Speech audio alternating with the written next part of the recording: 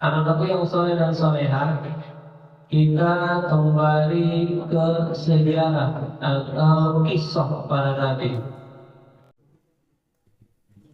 Kemarin terakhir masih tentang Nabi Ibrahim alaihissalam. Nama anak pertamanya siapa ya? Ada yang masih ingat? Nabi Ismail. Nama ibunya siapa? Siti Alam. Baik anak yang solehah kita lanjutkan. Nabi Ibrahim alaihissalam beserta istrinya Siti Sarah sudah bertahun-tahun berusaha agar mendapatkan keturunan atau mendapatkan anak, tapi belum Allah kasih. Barulah setelah Nabi Ibrahim menikah dengan Siti Hajar, Allah karuniakan. Ada yang tahu berapa usia Nabi Ibrahim alaihissalam ketika lahir anak pertamanya? Usia Nabi Ibrahim alaihissalam ketika anak pertamanya lahir berapa kira-kira? Berapa? 30 kurang 40 kurang 40 kurang 60 kurang 60 kurang 70 kurang 80 kurang 100 semuanya. Usia Nabi Ibrahim alaihissalam ketika lahir anak pertamanya adalah berusia 86 tahun. Berapa? 86 tahun. Berarti sudah berpuluh-puluh tahun barulah di usia 86 tahun. Setelah menikahi Siti Hajar, Allah beri karunia anak yang diberi nama Berarti Nabi Ismail ini anak yang paling disayang, anak pertama satu-satunya laki-laki yang emang ditunggu-tunggu setelah berpuluh-puluh tahun. Kira-kira kalau ada orang tua sudah nungguin lama terus anaknya lahir, disayang nggak anaknya? Disayang. Apa yang mau dikasih anaknya saja. Begitu pula Nabi Ismail alaihissalam. Nabi Ibrahim sangat menyayangi Nabi Ismail alaihissalam. Sampai Allah perintahkan kemarin, Allah perintahkan Nabi Ibrahim bersama Siti Hajar dan Nabi Ismail untuk hijrah ke lembah yang posisinya di antara Bukit Safa dan Bukit Marwah yang sekarang dinamakan Makkah. Nabi Ibrahim diajak kemana-mana, sangat sayang Nabi Ismail. Nabi Ibrahim sangat sayang Nabi Ismail. Lalu setelah beberapa tahun usianya, dikatakan kurang lebih usianya 13 tahun. Udah besar ya, 13 tahun. Mulai dari umur 1 tahun, 2 tahun, disayang-sayang. Ya, disayang-sayang terus, disayang-sayang oleh Nabi Ibrahim alaihissalam. Ketika usia 13 tahun, usia siapa namanya? Usia Nabi Ismail berapa tahun? 13 tahun. Allah berikan perintah kepada Nabi Ibrahim alaihissalam. Sebelum masuk ke situ, ada yang tahu Idul Adha tanggal berapa? Hijriahnya. Idul Adha tanggal berapa? Anak soleh umat Islam memperingati Idul Adha pada tanggal berapa? Ini loh, maka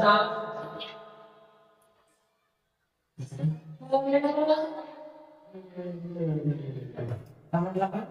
Yang bulan apa? Kalau kita yang bulan apa?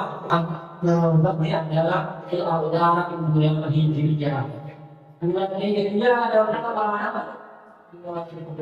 Oh,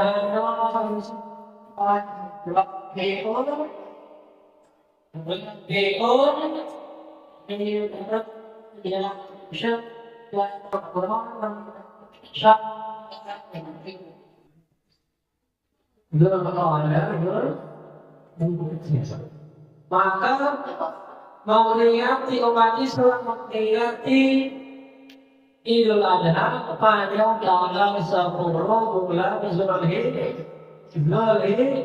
Zulhijjah. Idul Adha kebiasaannya atau ibadahnya apa nih? Selain sholat id apa ibadah Idul Adha?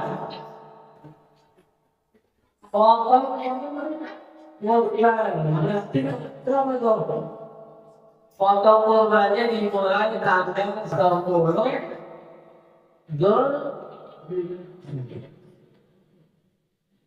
tanggal 10 ternyata anak soleh dan soleha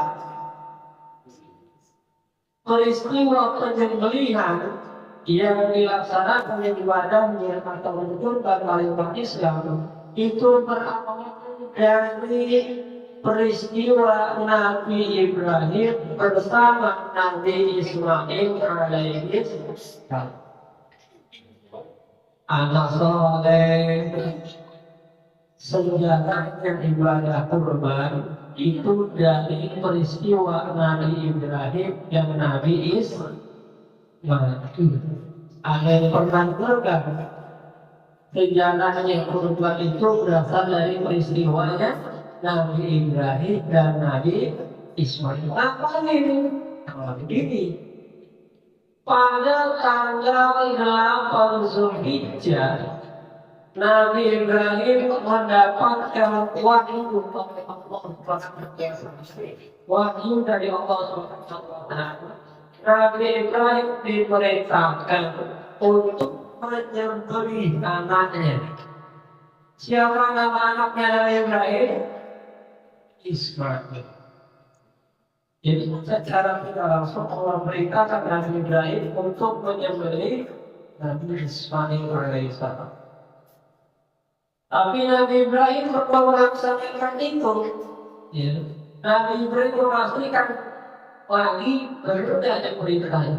Akhirnya di tanggal 9 Zulhijjah Nabi Ibrahim mendapatkan perintah yang sama. Setelah yakin pada tanggal 10 Zulhijjah, Nabi Ibrahim menyampaikan perintah itu kepada anaknya yang bernama Ismail. Anak soleh. Ini gambaran bincang-bincangnya atau obrolan Nabi Ibrahim kepada Nabi Ismail alaihissalam. Apa kata Nabi Ibrahim? Wahai anakku Ismail, aku mendapatkan perintah dari Allah SWT untuk menyembelihmu. Bagaimana pendapatmu? Nabi Ismail menjawab, wahai ayahku, jika itu memang perintah dari Allah SWT, maka kerjakanlah. Insya Allah engkau akan mendampingiku sebagai orang-orang yang sadar. Mendengar jawaban dari anaknya Ismail alaihissalam, Nabi Ibrahim termenung. Ini bukti bahwa Nabi Ibrahim adalah hamba yang taat. Nabi Ismail juga hamba yang taat. Ya. Allah perintahkan untuk menyembelih anak yang paling disayang, yang ditunggu-tunggu, yang emang dicari-cari, yang ditunggu yang diharapkan. Sudah lahir anaknya, tunggu sampai usia 13 tahun, Allah berikan perintah untuk disembelih. Ini adalah ujian yang Allah berikan kepada Nabi Ibrahim dan Nabi Ismail alaihissalam. Tapi dengan penuh keyakinan Nabi Ibrahim mengatakan itu kepada anaknya. Dan Nabi Ismail pun termasuk orang atau hamba yang taat dengan mengiyakan perintah dari Allah Subhanahu wa Ta'ala. Maka setelah yakin, Nabi Ibrahim mengajak putranya Ismail alaihissalam untuk segera disembelih. Nabi Ibrahim tidurkan anaknya, ambil pisau yang paling tajam, sudah siap untuk disembelih. Ketika pisau mau menyentuh lehernya Nabi Ibrahim, terkucur air matanya, menangis. Bukan karena sedih, karena bahagia bahwa anaknya termasuk orang yang taat. Lalu kata Nabi Ismail alaihissalam, wahai ayahku, palingkan wajahmu, jangan melihat wajahku, karena kalau kau melihat wajahku, kau akan tiba, kau akan kembali menangis. Lalu setelah Nabi Ibrahim memalingkan wajahnya, Nabi Ibrahim gerakkan pisaunya. Allah Subhanahu wa Ta'ala memberikan keistimewaan. Allah Subhanahu wa Ta'ala memberikan takdirnya bahwa seketika itu juga Allah menganggap Nabi Ibrahim adalah hamba yang paling taat, Nabi Ismail adalah hamba yang taat, menjalankan perintah dari Allah Subhanahu wa Ta'ala. Maka dengan ketaatan hambanya, Allah menggantikan Nabi Ibrahim dengan hewan sembelihan atau hewan kurban, yang sebagian ulama menyebutnya kambing Abashi atau kambing Gabashi, yaitu kambing yang berwarna putih, matanya hitam, tanduknya besar. Allah gantikan Nabi Ismail alaihissalam dengan seekor kambing yang besar. Ketika setelah digantikan, saat itu juga pisau menempel di leher kambing atau leher Nabi Ismail. Karena Allah sudah gantikan Nabi Ismail, yang Allah tukar dengan seekor kambing. Maka setelah itu disembelihlah kambing tersebut, dan peristiwa itu dinamakan peristiwa kurban. Maka setiap tanggal 10 Dzulhijjah, seluruh umat Islam di seluruh dunia memperingati ibadah Idul Adha atau Idul Kurban. Jadi kisahnya adalah antara Nabi Ibrahim yang Allah perintahkan untuk menyembelih anaknya yang bernama Nabi Ismail. Ketika usia berapa Ismailnya? Ketika usia 13 tahun. Tadi setelah mendengar cerita itu, kira-kira tanggapan Ismail bagaimana? Apakah Ismail takut? Apakah Ismail takut? Enggak. Apakah Ismail justru mengutuk orang tuanya? Tidak juga. Nabi Ismail anak yang sangat berbakti kepada orang tuanya dan kepada Allah Subhanahu wa Ta'ala.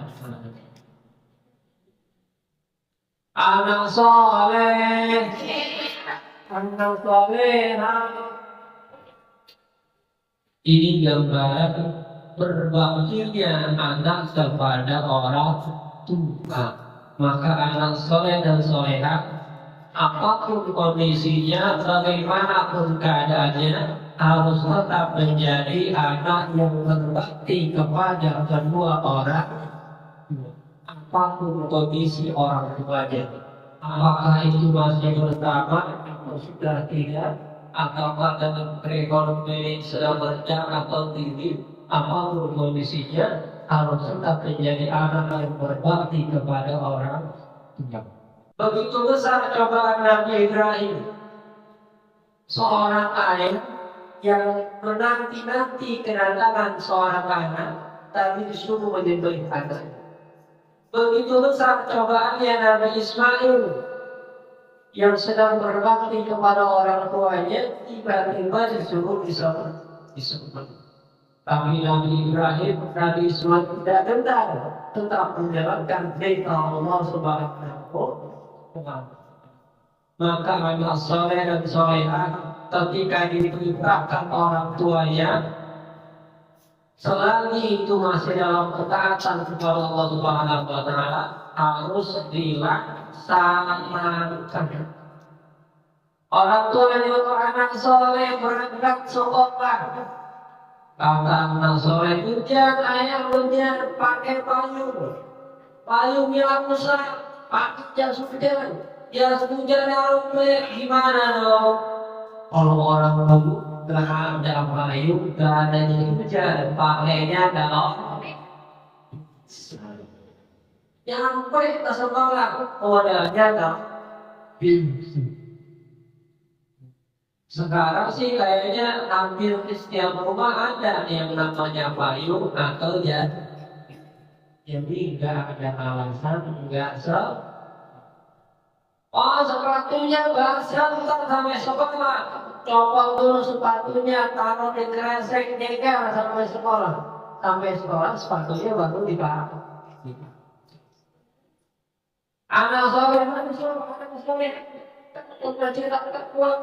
Hujan pakai payung, payungnya rusak pakai jas, jas hujan nggak ada pakai sejadah bisa, ya sejadahnya dipakai buat nutupin kepala. Jadi nggak ada alasan untuk tidak berbakti kepada orang. Selagi masih dalam taat kepada Allah Subhanahu wa Ta'ala. Amin ya rabbal alamin. Mudah-mudahan anak soleh dan solehah jadi anak yang berbakti kepada orang